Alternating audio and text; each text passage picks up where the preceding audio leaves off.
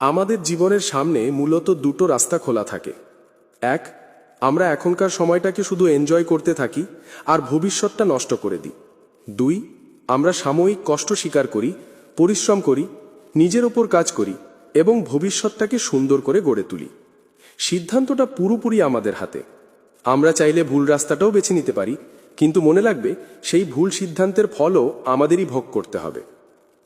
এই পৃথিবীতে কেউ এসে তোমার জন্য লড়বে না, কেউ তোমাকে জায়গা করে দেবে না।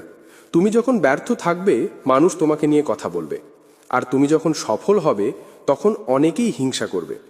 তাই মানুষের কাছ থেকে বেশি কিছু আশা করা বন্ধ করো। বেশি আশা মানেই বেশি কষ্ট। একবার নিজের পরিবারের দিকে তাকাও। তোমার মা বাবা, তোমার আপনজনেরা কেমন আছে? তাদের মুখে হাসি ফোটানোর স্বপ্ন কি তোমার নেই? তাহলে নিজের উপর কাজ করা শুরু কেন করছো না? সময়ের গুরুত্ব কেন বুঝছো না? সফলতার সবচেয়ে বড় হাতিয়ার হলো সময়, আর তুমি সেই সময়টাই নষ্ট করছো। আজ যদি তুমি মেহনত করো, ঠিক তেমনই ফল পাবে।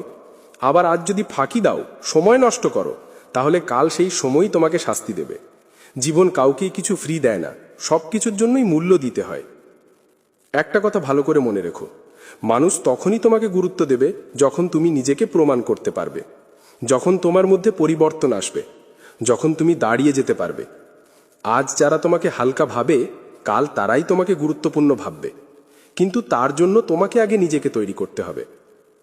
নিজেকে প্রশ্ন করো, আজ যেখানে আছো আর যেখানে পৌঁছতে চাও, সেই দুই অবস্থার মধ্যে ব্যবধান কতটা, আর সেই ব্যবধান কমাতে তুমি কি করছো?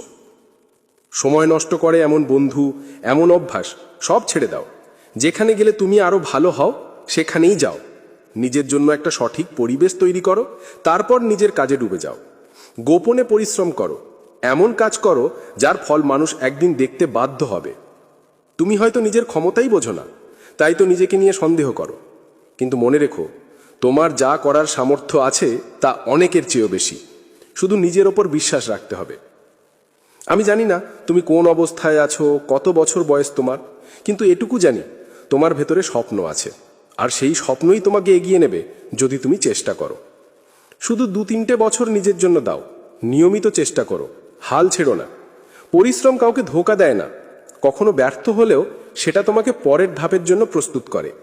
যারা পরিশ্রম করে, উপরওয়ালাও তাদের পছন্দ করেন, কারণ চেষ্টা করলে ফল আসবেই। ভাগ্যের দোহাই দেবার দরকার নেই।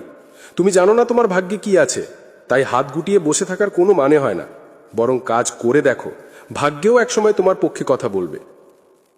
আজ যে জীবনটা তোমার কাছে বিরক্তিকর, কাল সেটাই তোমার গর্ব হবে। আজ যে ভবিষ্যৎ অন্ধকার মনে হচ্ছে, সেটাই একদিন আলোয় ভরে উঠবে। শুধু এখন থেকেই সিদ্ধান্ত নাও, আমি বদলাবো, আমি পারবো, আমি করব। সময়কে সম্মান করো, নিজেকে বিশ্বাস করো, প্রতিদিন একটু করে শক্ত হও।